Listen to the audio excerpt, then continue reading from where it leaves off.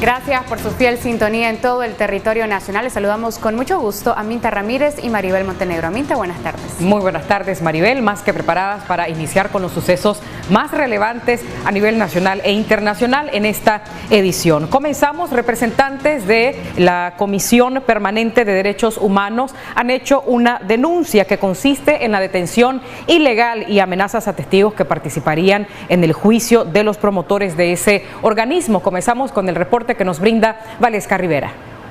Representantes de la Comisión Permanente de Derechos Humanos denuncian y condenan la detención arbitraria de uno de los testigos claves que participaría ayer en la tercera audiencia de continuación de juicio de los promotores de este organismo detenidos hace más de 2 meses. Que a eso de las 8 de la mañana, cuando uno de los testigos de nombre Miguel Gómez Mora se dirigía hacia la ciudad capital para efecto de prestar su testimonio, fue detenido por autoridades de la Policía Nacional y fue dejado en libertad hasta eso de las 4 de la tarde. Consideramos nosotros que esto, de manera directa, constituye un amedrentamiento a los testigos para efecto de que no puedan comparecer y de esta manera garantizar lo que es el debido proceso, es decir, que tengan derecho a una defensa material legítima con los medios y tiempos necesarios. Los defensores del caso procedieron ante los hechos a solicitar la suspensión del proceso que se llevará a cabo el próximo 31 de agosto. De tal manera que los testigos no concurrieron el día de ayer. Entonces lo que hicimos es, al unísono, los 4 defensores, en el caso de los promotores de derechos humanos de la Comisión Permanente de Derechos Humanos, se pidió la suspensión en base al artículo 288, numeral 1 del Código Procesal Penal, solicitando a la autoridad que así se hiciese. Hubo una negativa de la jueza, pero finalmente se accedió a la petición que hacíamos como defensores. También señalan que otros testigos de este caso fueron amenazados para no participar en el proceso, a la vez que indican que los familiares de los detenidos tienen restricciones para las visitas. Ha habido una suerte aquí de intimidación inclusive para los abogados, en vista que este testigo, que es propuesto por el abogado Frank Gutiérrez, le fue expresado a él que hasta incluso el mismo abogado Frank Gutiérrez podría ser sentado en el banquillo de los acusados. Consideramos nosotros que esto es gravoso, el Estado no está prestando las garantías que debe prestar, las autoridades de la Policía Nacional están actuando irregular, las autoridades del Ministerio Público al hacer imputaciones que criminalizan las protestas lo está haciendo igual, y por supuesto los jueces al momento en que intervenimos, que no nos dan pie a las objeciones que hacemos, también está dentro de ese proceso. Con cámara de Ángel Ruiz para Acción 10, Valesca Rivera. Guerrilleros históricos, exmiembros de las direcciones nacionales, dicen estar dispuestos a ser procesados por oponerse al actual del gobierno. José Abraham Sánchez tiene todas sus reacciones. Ortega está destruyendo el capital histórico, el capital humano, el respaldo que el Frente Sandinista ha tenido en las ciudades, ¿verdad? Entonces él, por salvarse, él y su mujer y sus hijos, ¿verdad?, está dispuesto a hundir al Frente Sandinista, sin lugar a dudas. Y por eso, por ejemplo, hace cosas como esa, no le importa echar preso a Carlos Brenes. Carlos Brenes, que es un jefe guerrillero y un combatiente, ¿verdad?, y que simplemente ha estado adversándolo políticamente y de manera cívica. Tras la captura y proceso judicial contra el ex jefe guerrillero, el moniboceño Carlos Brenes Sánchez, también destacado militar del ejército de Nicaragua, el ex general Hugo Torres, también comandante guerrillero, dice estar preparado para ser encarcelado por órdenes del presidente Ortega, a quien en la dictadura de Somoza, cuando estuvo detenido, le salvó la vida arriesgando la suya. ¿No se puede descartar entonces que el general Hugo Torres, guerrillero de historia, pueda de repente aparecer arrestado entonces? No se puede descartar nada. No, nada. ¿Está preparado para eso? Yo estoy preparado desde que me metí a la fila de aquel Frente Sandinista que hizo la revolución, a la lucha contra la dictadura de los Somoza. Yo sabía que podía morir en cualquier momento. Eso no era ningún problema existencial. Sabíamos cuál era el compromiso cuando asumíamos la lucha contra un régimen dictatorial, y lo seguimos sabiendo ahora, 40 años después de aquel asalto, de aquel asalto al Palacio Nacional, y 44 años se van a cumplir del asalto a la Casa de Chema Castillo. Lo sabemos ahora igualmente. No, Nosotros estamos a la par de toda la población viviendo esta lucha por la libertad, por la justicia y por el respeto irrestricto a los derechos humanos. Creo que nos merecemos un futuro mejor y creo que las nuevas generaciones, todos ustedes y las generaciones que les siguen, los jóvenes, los adolescentes y los niños, merecen vivir en una Nicaragua donde podamos decir guerra nunca más. Otro comandante guerrillero y exmiembro de la Dirección Nacional, Víctor Hugo Tinoco, critica las redadas a sandinistas históricos, considerando un grave error del presidente Ortega. ¿Cuántas veces ha sido usted víctima de amenaza, de muerte, atentado contra su familia? No, en este último periodo de los 4 meses y medio no he recibido amenazas de muerte y no he recibido agresiones hacia mi familia. Eso hay que decirlo con claridad. Pero estoy viendo lo que están haciendo con todo el mundo. ¿Cómo se explica usted por qué no? Bueno, yo creo que Ortega sabe que si... ¿No respeta o le tiene temor? No, yo creo que Ortega sabe que en la medida que él vaya golpeando figuras sandinistas, la base del sandinismo se le va a ir volteando más. O sea, ya de hecho, una gran parte del sandinismo se le retiró en estos 4 meses y medio. Y vos ves un montón de sandinistas que están presos o que tienen a sus hijos presos y dicen, yo soy sandinista, pero no soy orteguista. Entonces, si él profundiza la etapa de empezar a echar preso, empezar a reprimir o empezar a matar a sandinistas, él va a acelerar el deterioro en la propia base sandinista, ¿verdad? Entonces yo creo que eso es lo que él tiene que pensarla. Él tiene que pensarla porque cada vez se va arrinconando más. Yo creo que aquí nadie quiere arrinconar a nadie. Aquí lo que el pueblo quiere es elecciones libres. Con cámara de Erasmo Hernández, José Abraham Sánchez, Acción 10. Algunas empresas publicitarias sufren la crisis económica que se vive en el país, por lo que han suspendido varios contratos laborales. Jairo Castillo, con los detalles. Vacíos y sin trabajo que realizar. Así lucen los talleres que se dedican a la elaboración de anuncios de publicidad que son colocados en rótulos publicitarios en vías principales de Managua. Algunos negocios han cerrado de manera temporal y lamentablemente han despedido a trabajadores por la crisis sociopolítica que afecta al país desde hace 4 meses.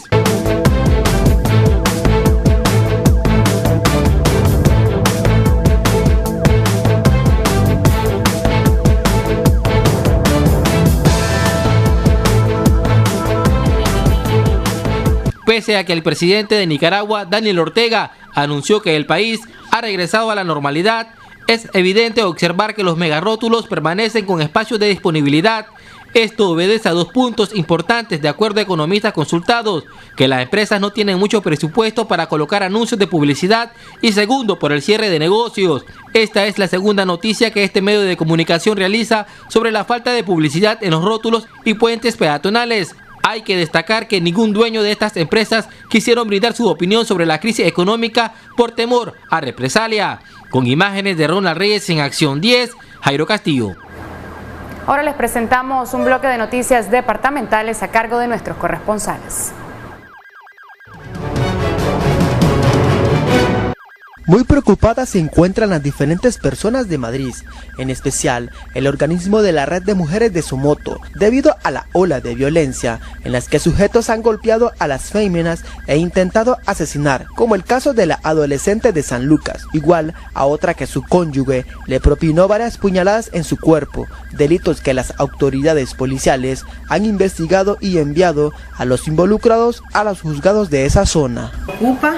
Porque ya sabemos que solo en Madrid, en los últimos meses, ya llevamos, digamos, 2 tentativas de femicidio. Una es una tentativa de femicidio y que está calificado como tentativa de homicidio, así como un homicidio. Evidentemente ya sabemos que en Madrid también hubo una tentativa de femicidio y a estas alturas el delincuente está libre. Y eso es una amenaza tanto para las víctimas como para la sociedad en general, porque un hombre que es violento, ¿verdad? Es violento aquí y en cualquier parte donde se mueven. Otro caso que estremeció a los pobladores fue el de una mujer que encontraron el 30 de enero en la comunidad Las Lajitas en San Lucas, la que ya estaba siendo devorada por aves de rapiña.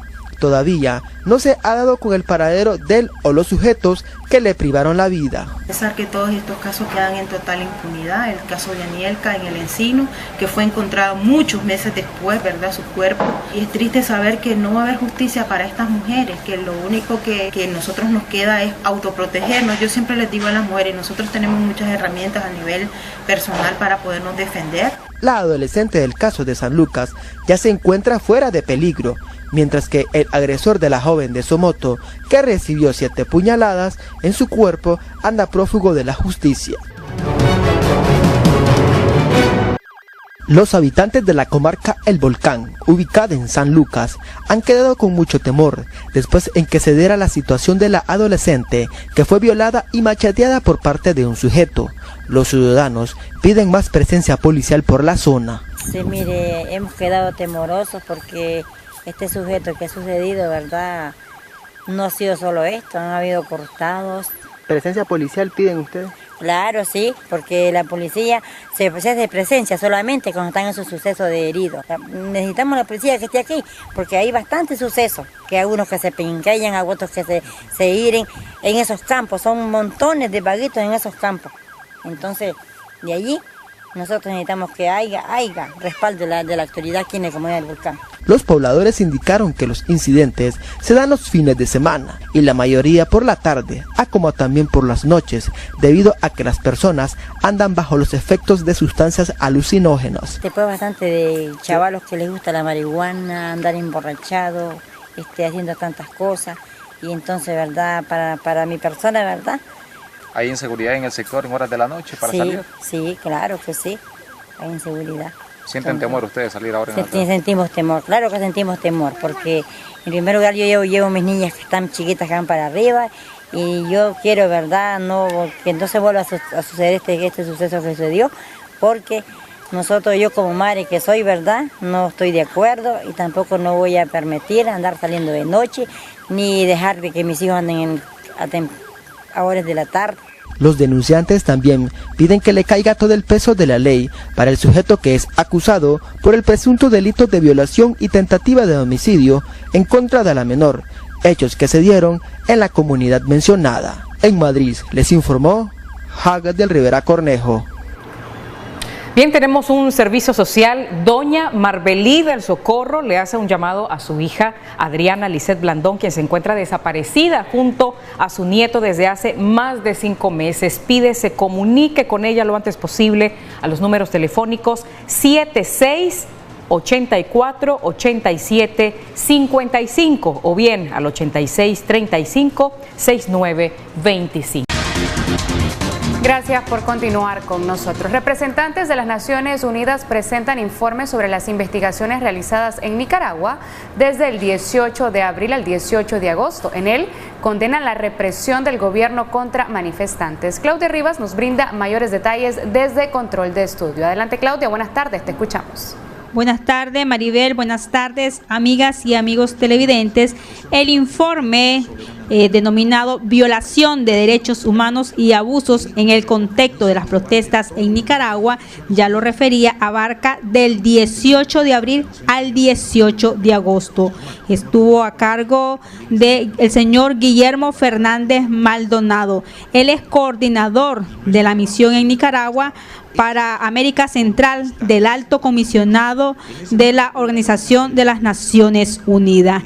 Ellos refieren que en este periodo con 300 personas han fallecido, más 2.000 resultaron heridos y también registran 300 procesados por el delito de terrorismo, crimen organizado, entre otros. Asimismo, debemos destacar que en el informe se hace un llamado al gobierno a que cese de inmediato el acoso, la intimidación y la penalización de las protestas. También se le pide que disuelva y desarme a los elementos progubernamentales, suspenda los arrestos ilícitos y ponga en libertad a las personas que han sido detenidas arbitrariamente. También en este informe se hace un llamado a retomar el diálogo nacional. Escuchemos el representante de la ONU en Nicaragua. Acción específica desde la comunidad internacional. Dice que entre las medidas podría estar una comisión de la verdad híbrida. Esto no es algo novedoso, en algunos casos se ha dado. Es decir, los miembros de la comisión podrían ser no solo nacionales de Nicaragua, sino también invitar a personas extranjeras, normalmente son expertos o que tienen una trayectoria en derechos humanos como tales. Entonces, esa es un poco la propuesta que hace, entre otras, ¿no? Patricia. Buenos días, Patricia Orozco, de Onda Local. Ustedes señalan en el informe la fuerte voluntad del Estado para realizar investigaciones expeditas. También hablan de falta de independencia del Poder Judicial y anomalías o irregularidades en el caso del Ministerio Público y del Instituto de Medicina Legal. Sin embargo, ninguna de estas cosas ha sido mencionada por la Procuraduría para la Defensa de los Derechos Humanos y ustedes le incluyen entre las recomendaciones. Colega. Ana Cruz, periodista de Artículo 66. A mí me gustaría saber cuáles serían esas acciones que tomaría la Organización de las Naciones Unidas en caso de que el gobierno de Daniel Ortega pues no asuma estas recomendaciones que se está dando por parte de ustedes, dado a que ya hemos visto que las que se dio de parte de la CIDH, pues las pocas que se han cumplido a media. Lo otro que me gustaría que ampliaran es el punto número 12, que dice permitir el acceso a los procedimientos especiales. ¿A qué vendrían y cuál sería su función en este caso, del punto número 12?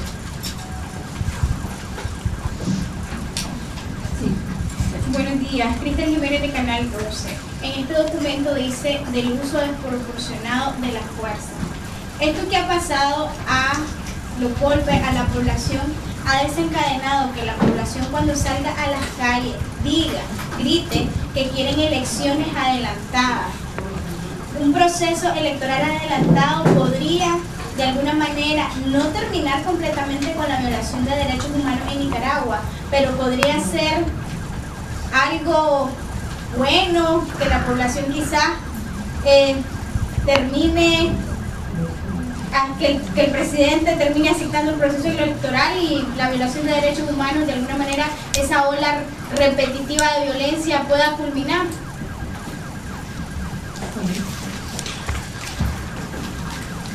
Pedro Salinas de Radio Corporación.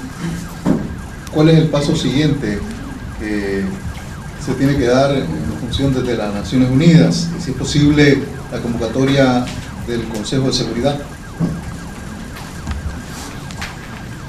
La última pregunta para esta ronda. Nelson Rodríguez de Radio Universidad, en la misma línea, ¿cuál sería el impacto? Porque ya también hemos visto otros informes de otros organismos de derechos humanos y como que el gobierno le ha valido, o sea, no ha dado ninguna respuesta, no ha tomado en cuenta esas recomendaciones. ¿Qué impacto tendría ante la comunidad internacional el Consejo de Derechos Humanos de las mismas Naciones Unidas? ¿Podría impulsar estas acciones independientemente que el gobierno no las acepte? Vamos a ver. Nosotros mencionamos sobre lo que se había reportado de irregularidades en el ámbito de la Administración de Justicia. En el caso de la Procuraduría para la Defensa de los Derechos Humanos, más que acción ha sido inacción, ¿no? Por eso está básicamente en la parte de recomendaciones. Lo que nos hubiera gustado, al contrario, es una cuestión mucho más proactiva. En el ámbito judicial no había otra alternativa que procesarlo. Lo que detectábamos ahí es el centro de la actuación de la justicia está solo para un lado. Por eso decíamos, no hemos encontrado investigaciones respecto del otro lado, ¿no? Respecto de los actos cometidos por la policía o por grupos armados progubernamentales. ¿Qué es lo que haríamos nosotros respecto de las recomendaciones, pasos siguientes? Las recomendaciones son recomendaciones. Estamos hablando de un ámbito internacional de países soberanos, pero en los cuales se pide acciones a la comunidad internacional. ¿Cuáles son las esferas? ¿De qué sirve este informe? Y lo que se quiere no es un informe para polarizar, sino para tener una información en el ámbito nacional e internacional sobre las cuales se pueda tratar de contribuir a salir de la actual crisis. Consejo de Seguridad, está propuesta una reunión en la cual se vería el caso de Nicaragua el 5 de septiembre. Esto ya aparece en el programa. Esto tiene que ser aprobado por el voto de 9 miembros del Consejo de Seguridad. Entonces, esto elevaría a la instancia de mayor nivel en Naciones Unidas, donde van los aspectos de seguridad que preocupa más al mundo, la situación de Nicaragua. Primer dato. Lógicamente, este informe va a ser un insumo que van a leer los miembros del Consejo de Seguridad para evaluar la situación. Consejo de Derechos Humanos. Inicia el periodo de sesiones en el mes de septiembre. Existe la posibilidad de que un país solicite un debate urgente sobre la situación en Nicaragua, y en ese marco es también posible que el Consejo adopte una resolución sobre la situación en Nicaragua. Entonces, digamos, el informe en este momento puede servir como orientador a las discusiones que se puedan dar en dos de los órganos más importantes de Naciones Unidas, ¿no? El tema del uso desproporcionado de la fuerza y luego las preguntas sobre adelantar las elecciones. Eso es parte del diálogo que se había iniciado como tal. Quienes van a solucionar los temas en Nicaragua son los y las nicaragüenses, no los actores internacionales. Nosotros podemos colaborar para dar un marco en el cual esto fluya en cuanto al diálogo. No vamos a poner nosotros los temas sobre el diálogo y no vamos a decidir sobre la ruta que se vaya a seguir. Entonces, serán ustedes los que decidan cuál es la mejor forma de esto, pero lo que hay que tener es una visión estratégica, no en el corto plazo. Y estos varios actores lo están haciendo, es decir, ¿cuál es la Nicaragua que la mayoría de nicaragüenses quieren hacia adelante? ¿No? Procedimientos especiales. Lo que se llama procedimientos especiales son los relatores especiales de Naciones Unidas y también grupos de trabajo. Nicaragua tiene una invitación abierta, pero a pesar de eso tiene que tener un acuerdo para que pueda venir, por ejemplo, el relator sobre defensores de derechos humanos, el relator sobre independencia judicial de jueces y abogados, sobre libertad de asociación y reunión, cuya función es apoyar al gobierno y a la sociedad civil para un mejor cumplimiento de las obligaciones internacionales que tiene Nicaragua, que además están absolutamente en coherencia con las obligaciones constitucionales. Entonces, es un mecanismo para apoyar nuevamente una solución en este sentido. Y yo creo que con eso cubriría todas las preguntas. Le damos la palabra a Noelia González. Cabe destacar que también se le planteó al representante el hipotético caso que el gobierno de Nicaragua los expulse o solicite que se retiren del país, ¿qué va a suceder con el trabajo que están realizando? Pues él destacó que continuarán monitoreando la situación de crisis en Nicaragua desde fuera del país, aunque lo mejor es estar dentro, pero fue enfático en decir que el trabajo de ellos en ningún momento se va a detener. Ellos seguirían, aún así, el monitoreo lo realicen desde fuera de nuestro país. Vamos a continuar escuchando parte del informe. El perpetrador. Y por lo tanto, que sea una contribución a que puedan acceder a su derecho a la verdad, a la justicia, a la reparación y hacia adelante a las garantías de no repetición de estos hechos. ¿Cómo es que se hizo? La Oficina Regional para América Central del Alto Comisionado para los Derechos Humanos realiza un monitoreo remoto de los países dentro de Centroamérica, pero además desde junio hay, a invitación del gobierno, una misión del Alto Comisionado en el país. Y esto se hace sobre la base del mandato que tiene para todo el mundo la Oficina del Alto Comisionado de Naciones Unidas para los Derechos Humanos. Para ello se realizaron decenas de reuniones, centenares de entrevistas, se revisaron documentos oficiales, se revisaron documentos de Naciones Unidas donde hay una serie de recomendaciones, se revisaron lo que aparece en los medios, inclusive los medios sociales, etc. Se cumplió con la debida diligencia respecto de las fuentes y respecto de la veracidad de lo que se recibía y su contraste, para lo cual hay una metodología que tiene el Alto Comisionado. Y en este marco también se ha estado en permanente contacto con el Ministerio de Relaciones Exteriores de Nicaragua. Precisamente a partir de junio recibimos un total de 40 comunicaciones del Ministerio donde denunciaba diferente tipo de violaciones o abusos, fundamentalmente en contra de miembros de la policía o miembros del Frente Sandinista de Liberación Nacional. Esta labor que realizamos ha encontrado obstáculos, lo hemos dicho en algún otro momento, no hemos recibido respuesta a las solicitudes de información, no hemos podido tener acceso a los centros de detención, salvo en una ocasión en julio, no hemos podido realizar misiones al terreno fuera de Managua, de manera que lo que es tradicional en el mecanismo de monitoreo no se ha podido cumplir en el caso de los últimos meses. Lo que sí hemos hecho además es que nuestra tarea sea coordinada y complementaria a el MECENI y en general a la Comisión Interamericana de Derechos Humanos. ¿Qué es lo que señala el informe? El informe señala que la grave crisis de derechos humanos desde el inicio de las protestas, es decir, desde el 18 de abril del 2018, se ha caracterizado por múltiples formas de violencia y de represión. Esto ha causado miles de víctimas, pero entre ellas 300 personas han perdido la vida por lo menos, y por lo menos 2.000 han tenido alguna clase de herida o afectación.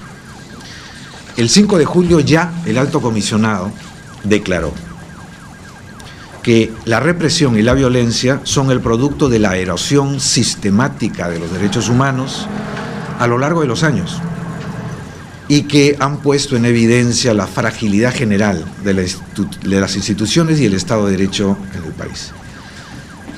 Y además ha destacado que estos hechos de los últimos 4 meses han profundizado la polarización en la sociedad nicaragüense. El informe, para una mejor comprensión, establece 3 etapas de lo ocurrido en las fechas que mencioné. La etapa inicial la caracteriza por una respuesta represiva del Estado a las manifestaciones y que éstas se expandieron a todo el país bajo diferentes modalidades, entre estas las barricadas y los tranques. La segunda etapa, desde mediados de junio a mediados de julio, la caracteriza principalmente por el levantamiento por la fuerza de barricadas y tranques a cargo de autoridades del Estado y elementos armados progubernamentales. La tercera etapa, que se mantiene hasta hoy, se caracteriza por la criminalización y la persecución de las personas que participaron en las protestas o que son de alguna forma percibidas como opositores al gobierno. El informe, basado en el análisis de la información que existe y es accesible, concluye que la respuesta global de las autoridades a las protestas no cumplió con los estándares aplicables sobre la gestión adecuada de las manifestaciones, en violación del derecho internacional de los derechos humanos. Aunque algunas protestas se tornaron violentas, la mayoría de manifestantes fueron pacíficos. El informe concluye también que en muchos de los casos en que hubo actos de violencia por parte de manifestantes, el uso de la fuerza letal por las autoridades en contra de amenazas no letales, así como la utilización de grupos armados progubernamentales, fueron violatorios del derecho internacional de los derechos humanos. La respuesta de las autoridades reprimió sistemáticamente la disidencia del gobierno. El uso desproporcionado de la fuerza por la policía, dice el informe, tuvo como consecuencia algunos casos de ejecuciones sumarias, desapariciones forzadas, obstrucción del acceso a la atención médica, detenciones arbitrarias o ilegales con carácter generalizado, malos tratos, torturas y violencia sexual en centros de detención, violaciones a las libertades de reunión pacífica y expresión, y criminalización de los líderes sociales, personas defensoras de los derechos humanos, periodistas, manifestantes considerados críticos con el gobierno. Al momento de redacción de este informe, el efecto inhibitorio de la represión se ve en la disminución de las manifestaciones de protesta. El análisis de la información obtenida, señala el informe del Alto Comisionado, aporta claros indicios que elementos armados progubernamentales, incluso aquellos conocidos como fuerzas de choque o turbas, actuaron con el beneplácito de autoridades estatales de alto nivel y de la Policía Nacional, muchas veces de forma conjunta y coordinada. Estos grupos participaron en redadas y en ataques contra manifestantes y realizaron detenciones ilegales. Si bien el gobierno ya no niega la existencia de estos elementos armados progubernamentales, sí aprueba sus acciones y les permite operar con impunidad. La crisis de derechos humanos continúa hoy. El informe del Alto Comisionado de las Naciones Unidas también refiere que solamente el Estado está investigando una parte, es decir, que las muertes, secuestro, herido, entre otras denuncias, desaparecido de la autoconvocado, que también denominado azul y blanco, eso pues simplemente aquí no ha pasado nada, pues ellos al referir de que solamente una parte se está investigando, se refiere a que solamente los que son militantes o afines al partido de gobierno, solamente es para ello se está buscando la justicia. Hasta aquí este informe, regresamos a estudio con Maribel. Gracias, Claudia Rivas, por tu reporte. Continuamos con más noticias. Aminta Ramírez.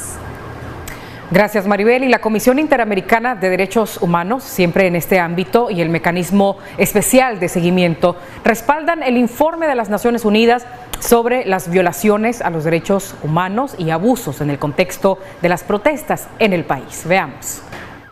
La Comisión Interamericana de los Derechos Humanos y su Mecanismo Especial de Seguimiento para Nicaragua, MECENI, respalda el informe de la Oficina del Alto Comisionado de las Naciones Unidas sobre violación de derechos humanos durante las protestas antigubernamentales. Lo valoramos muy altamente, nos parece un informe serio, comprensivo, que ha abarcado toda una variedad de hechos y que constituyen violaciones a los derechos humanos.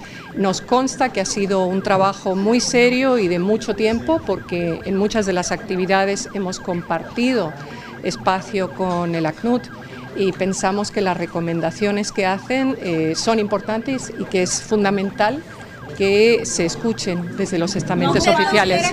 En el contexto de la crisis, la representante del MECENI además confirmó que siguen sin tener acceso a las audiencias en los juzgados. Tampoco pueden ingresar a las cárceles o acceder a información relevante, a pesar que en reiteradas ocasiones lo han solicitado de forma oficial al canciller Denis Moncada. ¿No se ha dirigido directamente al canciller Moncada precisamente para tener este acceso?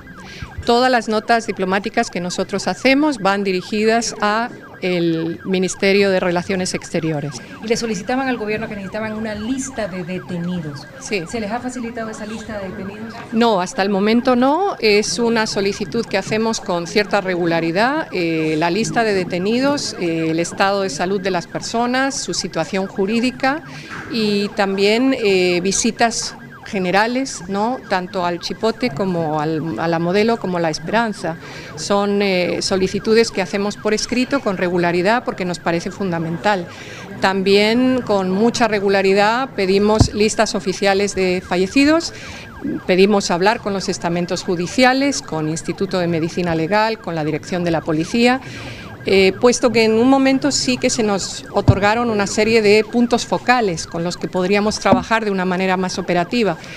Hasta el momento no hemos tenido respuesta. La representante del MECENI además refirió que no han tenido acceso al expediente sobre el juicio en el caso de la muerte del periodista Ángel Gaona. Los que estarían siguiendo este juicio con detalle serían los colegas del grupo especial, ¿no? del GIEI. Entiendo que ellos tampoco han tenido acceso a los expedientes que han pedido. ¿Pero qué les parece el fallo? No podemos, en este momento yo no puedo dictaminar o no puedo, digamos, opinar sobre el fallo, puesto que no hemos tenido ningún acceso directo a lo que ha ocurrido. Claudia Rivas, Acción 10. La esposa del coronel en retiro Carlos Brenes denuncia ante el CENIT la detención arbitraria del mismo mientras se encontraba en Costa Rica. José Abraham Sánchez nos informa. Salvadora del Socorro Martínez Aburto, esposa de Carlos Brenes Sánchez, jefe guerrillero y militar del Ejército de Nicaragua, en una época compañero mimado del presidente Ortega. Tras el arresto, su familia denuncia que fue detenido injustamente cuando asistía a una consulta médica en el país vecino Costa Rica, como todos los años lo hacía. Mi esposo fue detenido en la frontera Peñas Blancas. Allí lo detuvieron que él iba a hacerse un chequeo a Costa Rica de su diabetes, porque él estaba yendo año con año a Costa Rica a hacerse su chequeo. Y eso es lo que me tiene muy preocupada ahorita, porque no sé si me le quitaron las insulinas y él depende de esas insulinas estárselas poniendo. Y no sé dónde está ahorita. Si en el Chipote o por dónde lo tendrán. Yo necesito saber dónde me lo tienen y quiero saber si me le permitieron su insulina, porque él depende de eso, o si no me lo van a matar. Su única situación por la cual él ahora se encuentra detenido es por el hecho de que leyó un documento de la Asociación de Retirados del Ejército, en la que prácticamente rechazan las acciones represivas del gobierno en el contexto de la protesta. En ese sentido, la detención y viéndolo como la participación de él, que ha sido pública, este rechazo, nosotros consideramos que realmente esta acción solo pretende acallar las voces de un sector que está reclamando y está rechazando estos actos de represión. Al jefe guerrillero y exmilitar del Ejército de Nicaragua lo culpan de terrorismo, entre otros delitos. Su vida ahora pende de un hilo porque es diabético y tiene que estar con tratamiento según la familia. Con cámara de Erasmo Hernández, José Abraham Sánchez, Acción 10. Al regresar de esta pausa tenemos más noticias. Quédese con nosotros en Acción 10. Continuamos con más información. El abogado Carlos Mario Peña es señalado de xenofobia por las declaraciones que brindó a un medio de comunicación costarricense en el que señala a supuestos responsables de un robo en su casa. Veamos la siguiente nota a cargo de Jairo Castillo. Defensores de derechos humanos y miembros de la Alianza Cívica señalaron al analista político y jurista Carlos Mario Peña de fomentar ataques de xenofobia contra los nicaragüenses que permanecen refugiados en Costa Rica.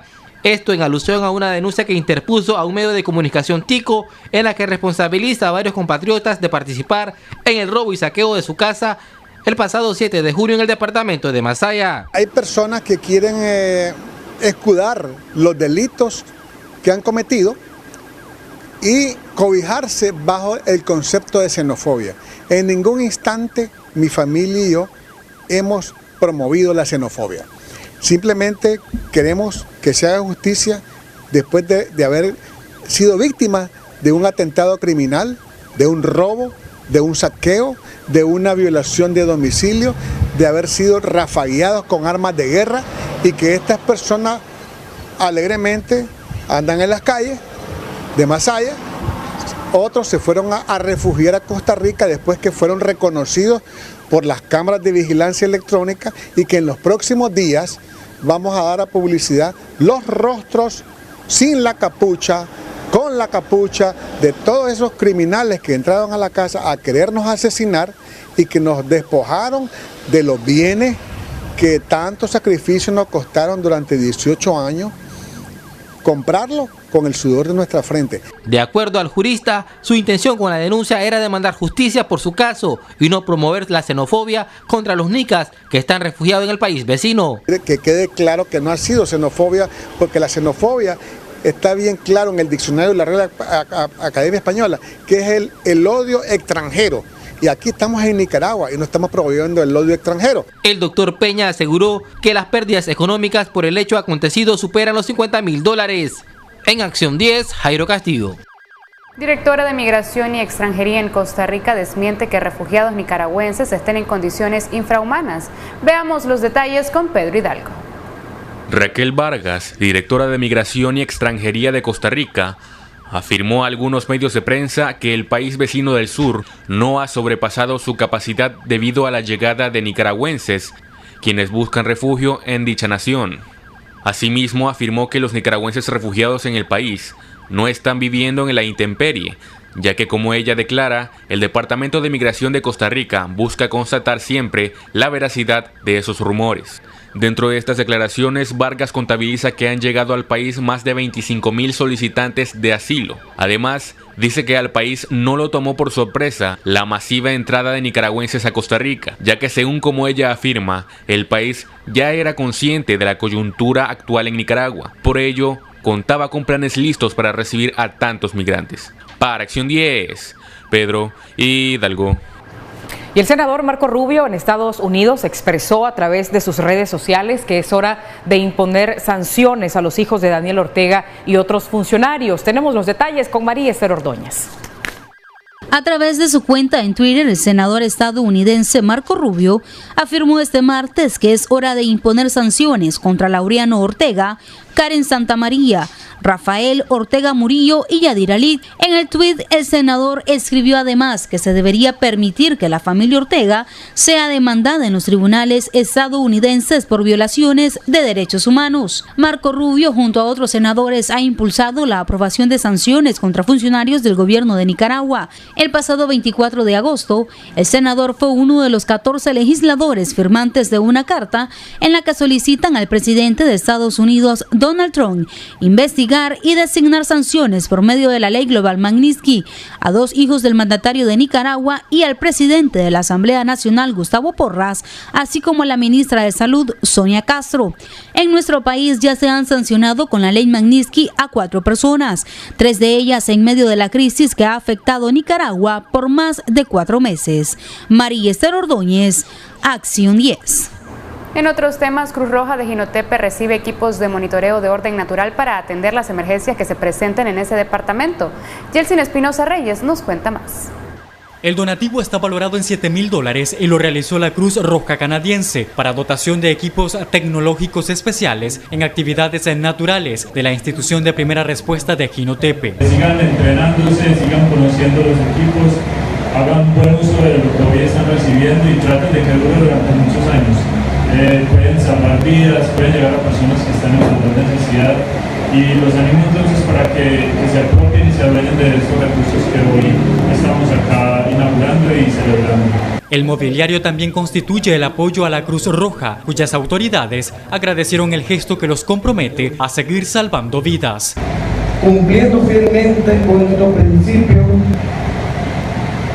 de independencia que nos lleva a nuestra labor de auxiliar de los poderes públicos, como reza en nuestros estatutos. Con información periodística de Elba Ileana Molina, Acción 10, Yeltsin Espinosa Reyes.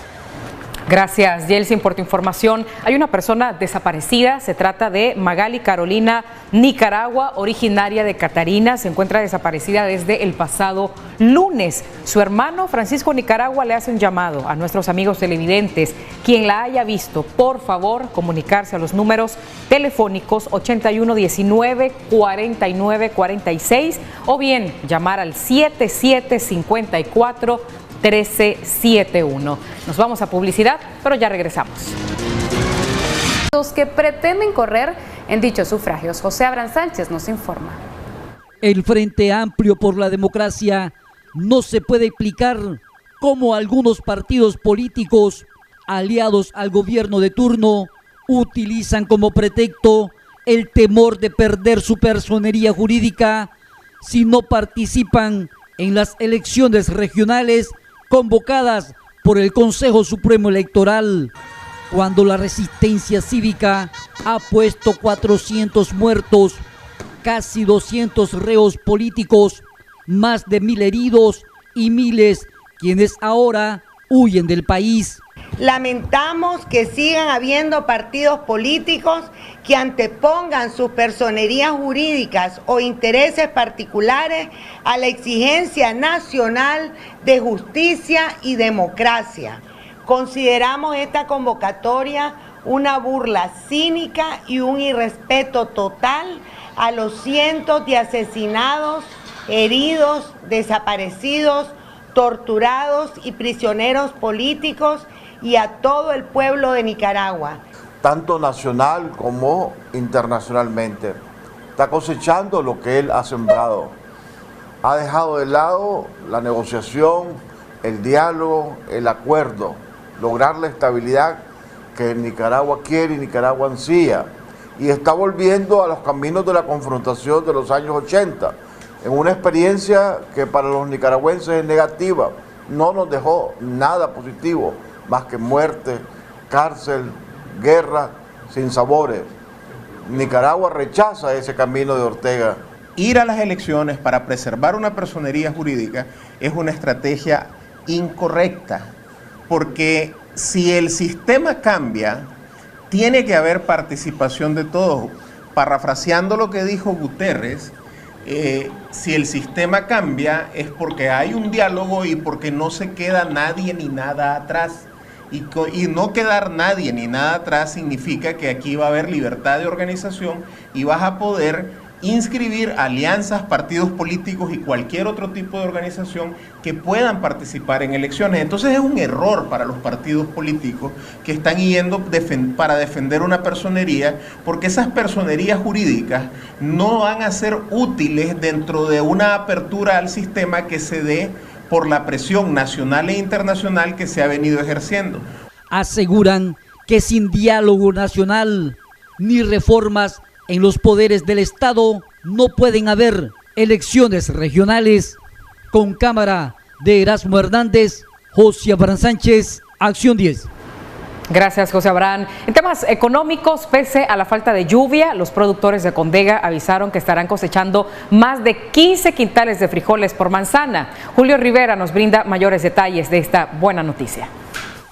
En la zona este del municipio de Condega, los productores estarán cosechando unos 15 quintales de frijoles por manzana aproximadamente, a pesar de la falta de lluvia. Bueno, ya la cosecha ya está. En el caso del frijol está saliendo bastante frijol, hay buena producción, toda la parte alta, digamos, lo que es Baronesa, los planes, el Jocote, Guayucalí, Plan de Grama, la Montañita, Gualiqueme, el Coyol. La labranza, toda esta parte pues ya desde los primeros días de agosto está saliendo frijol. Los productores están sacando el frijol del campo, luego será entregado a la cooperativa Compare para ser procesado y comercializado sucesivamente. Precio de mercado, ahorita está 1000 córdobas el frijol rojo y a 900 el de color, ¿verdad? Y nos parece que 1000 córdobas en el campo es buen precio porque lo que compramos es materia prima. Bueno, pienso que de aquí al 20 de septiembre más bien ya está la segunda, ¿verdad? Estableciendo la segunda cosecha, que es la postrera. Desde Condega, Julio César Rivera, Acción 10. Ahora les presentamos nuestro segmento de noticias WhatsApp con Geraldine Domínguez. Al momento de la noticia y en el lugar de los hechos, el reportero 10. En Acción 10. La falla en los frenos de este camión provocó que el conductor perdiera el control del volante y se estrellara contra un árbol cuando circulaba por el sector de la rotonda universitaria. El accidente solo dejó por suerte daños materiales.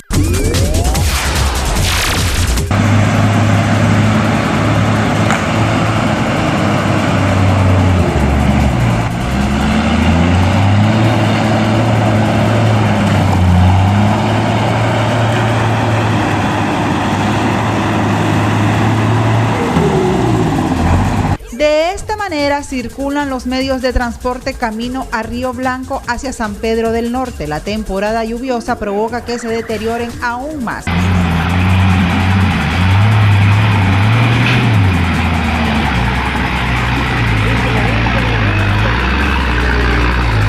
Asimismo, el desborde del río La Sirena no permite el paso de los vehículos y peatones que corren el riesgo de ser arrastrados por las corrientes. Pobladores de Sabana Grande reportan que el sector rumbo a la zona franca se ha convertido en un basurero clandestino. Está obstaculizando la libre y limpia circulación de las personas. Esperan que la alcaldía acuda al llamado de los habitantes afectados. Pobladores del barrio Grenada reportan correntadas de aguas negras por gran parte de las calles desde hace un mes. La afectación está situada del Hospital Manolo Morales 4 cuadras al sur, 1 cuadra arriba y 4,5 al lago, donde se espera a una cuadrilla de Enacal. En Acción 10, Geraldine Domínguez. Activa tu WhatsApp y envía tus imágenes al número 8512-2828 y tus fotos y videos serán parte de las noticias del día en Acción 10. Bien, un jinete lesionado luego de ser embestido por un camión cuando estaba junto a otros caballistas. Estaba participando de una supuesta carrera ilegal en la comunidad de La Quinta sobre la carretera Estelí-La Concordia. Producto del impacto, el caballo perdió la vida. A punto de morir y correr con el mismo destino de su caballo, estuvo un jinete de nombre Jaime Flores al ser embestido por este camión cuando supuestamente junto a otras 6 personas más participaba en una carrera ilegal sobre la carretera. De repente comenzaron a echar pared en la carretera. La curva aquellos dos nos capella, pero este que va aquí va contra la vía, le sale contra el cacho y no lo puede detener el caballo, sino que chocó de viaje de frente. ¿Solo uno es el lesionado? Solo es uno, todos andan bolos, son 7 los que andan. ¿Lo expulsó de viaje el camión? Sí, es que la bestia pegó en el camión y se paró derechito y cayó del lomo. Y de que el camión no lo tocó a él, fue la caída de la bestia. El suceso, el cual por la supuesta imprudencia de los caballistas, por poco termina en tragedia, ocurrió en la comunidad de La Quinta, sobre la carretera que conduce de la ciudad de Estelí hacia el municipio de La Concordia, departamento de Jinotega. Yo me cruzo para acá para no pasarles encima el camión. No había manera de capearlo ahí porque él hubiera pegado siempre, por lo menos en el camastro, y tal vez lo hubiera hasta destripado. ¿Hacia dónde iba usted? Jinotega. ¿Qué llevaba? Nada, vengo de Ocotal, andaba vendiendo verdura. Iban como 6, 7 a caballo ahí echando carrera. Los otros venían más atrás, que venían empezando a arrancar los caballos cuando el impacto. Al lugar se movilizaron socorristas de la Cruz Roja Nicaragüense de Estelí. Sin embargo, el lesionado, quien resultó con una herida en su cabeza y golpes en otras partes de su cuerpo, ya había sido trasladado al hospital en una camioneta particular. En Estelí, Juan Francisco Dávila, Acción 10. Comerciantes del mercado de Rivas piden la demolición de un muro de concreto construido sobre un andén peatonal. Veamos los detalles. Comerciantes del mercado municipal de Rivas aseguran ser perjudicados por un muro de concreto que construyó el señor Enrique López, vendedor de repuestos de motos. Aproximadamente 10 tramos localizados por el sector de taxis que viajan al municipio de Potosí son los que al parecer están siendo afectados. Los perjudica en todo, en la visibilidad, en que allí pasa la gente. Ya nosotros quedamos casi completamente tapados en este local, porque estamos rodeados de puros negocios aquí, y que nos quite ese anexo que hizo. Los vendedores afirman que la construcción de este muro está obstruyendo la visibilidad de la población consumidora y el libre pase de los transeúntes, pues la pared de concreto se edificó sobre un andén peatonal. Entonces lo que nosotros queremos es que los quiten esa pared, que los quiten esa construcción. El intendente está jugando con nosotros prácticamente, porque nos dijo que ayer iba a convocarla a ella en una reunión con el abogado y el alcalde, y eso es mentira. Los vendedores aprovecharon la oportunidad para pedirle a la alcaldía municipal les ayude a reparar los andenes que se encuentran en mal estado, pues aducen que ya han ocurrido accidentes de personas que han resbalado por los mismos. Nosotros nos hemos invocado más de una vez con el alcalde, con el intendente, de que nos componga esta pasada. Ahí sí se nos han hecho oídos sordos, ahí no nos han escuchado. Para Acción 10 les informó Eva Torres.